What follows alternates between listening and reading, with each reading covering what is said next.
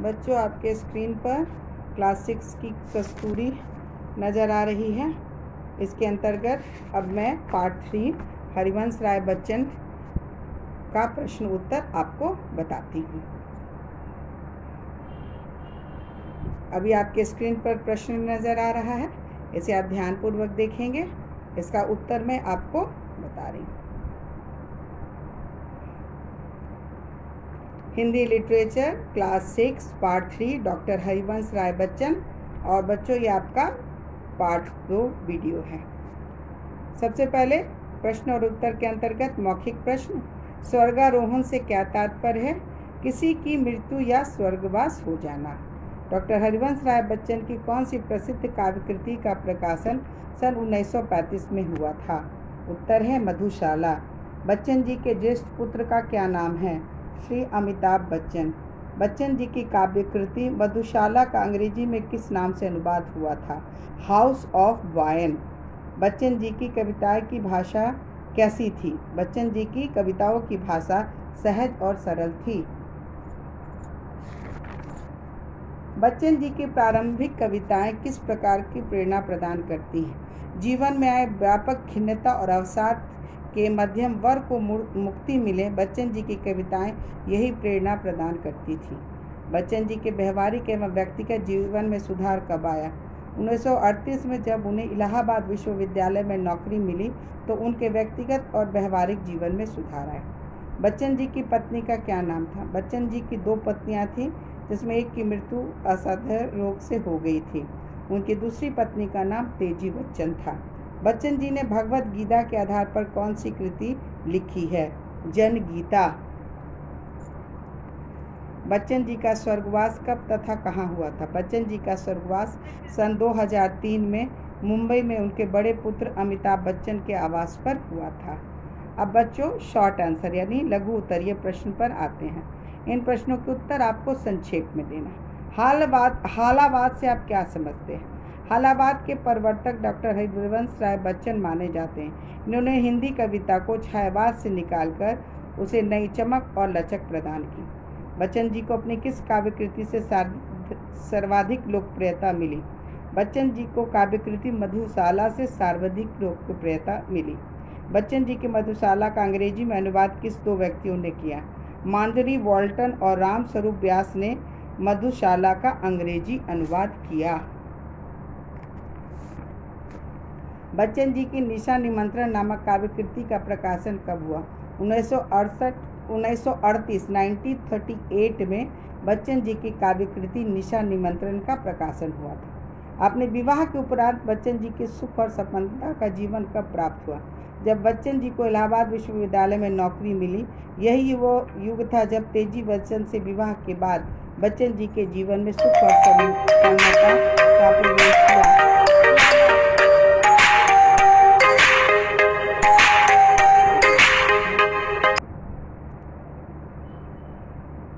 अपने विवाह के उपरांत बच्चन जी को सुख और संपन्नता का जीवन कब प्राप्त हुआ? जब बच्चन जी को इलाहाबाद विश्वविद्यालय में नौकरी मिली।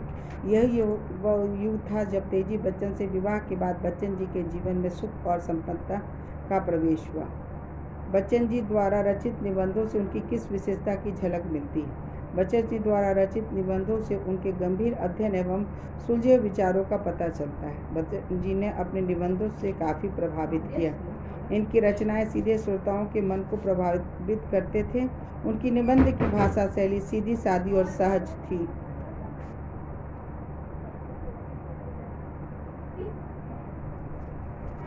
बच्चन जी के शिल्प बढ़ा दिए, ठीक है। बच्चन जी के शिल्प पक्ष की विशेषता बताइए। बच्चन जी के शिल्प पक्ष अपेक्षाकृत दुर्बल था। इस दिशा में उन्होंने अनेक प्रयास किए। कविता के अतिरिक्त बच्चन जी ने कुछ समीक्षात्मक निबंध भी लिखे। ये उनके गंभीर विचारों को उजागर करता है। प्रश्न 8, बच्चन जी ने अंग्रेजी में किस लेखक की कौन कौन सी कृति का अनुवाद किया?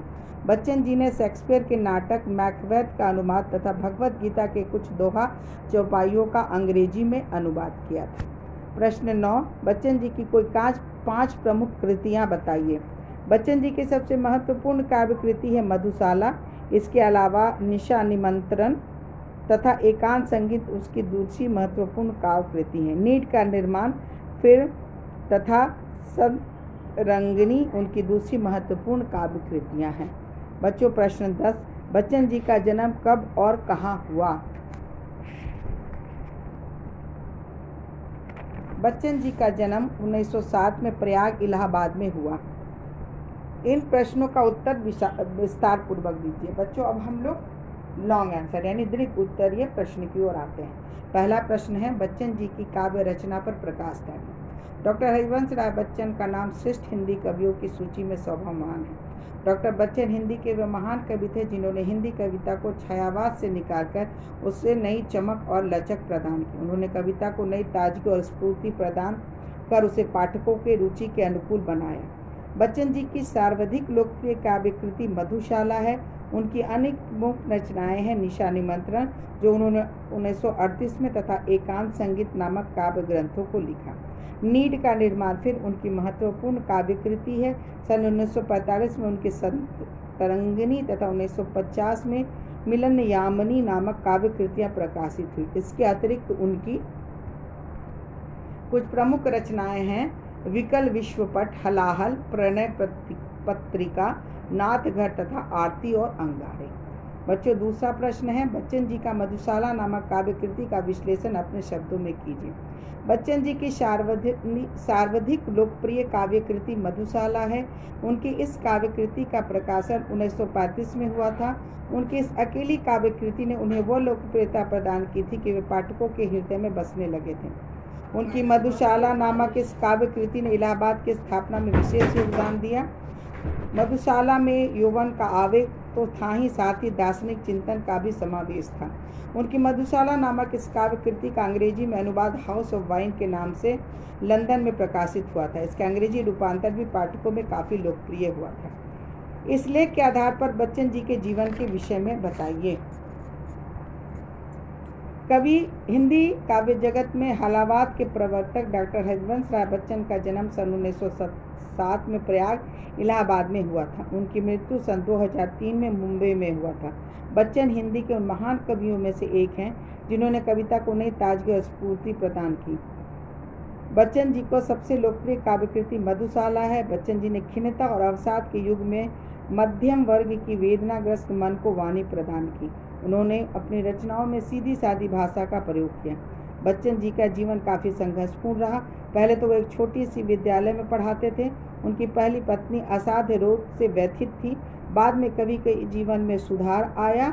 यही वह युग था जब तेजी बच्चन से विवाह के बाद उन्हें सुख और संपन्नता के जीवन में प्रवेश किया। बच्चन जी द्वारा लिखी गई कविताओं की भाषा शैली तथा उनकी लोकप्रियता पर साधारण प्रकाश डाली। बच्चन जी के सर्वाधिक लोकप्रिय काव्य कृति मधुशाला है। लोग उन्हें मध्यम के अवसाद को दूर कर वाणी प्रदान करने वाले कवि मानते हैं। बच्चन जी की सीधी सादी भाषा और शैली हिंदी काव्य जगत में एक और अमिट छाप छोड़ गई। उनकी रचनाओं में मध्यम वर्ग की समस्याओं का उल्लेख मिलता है।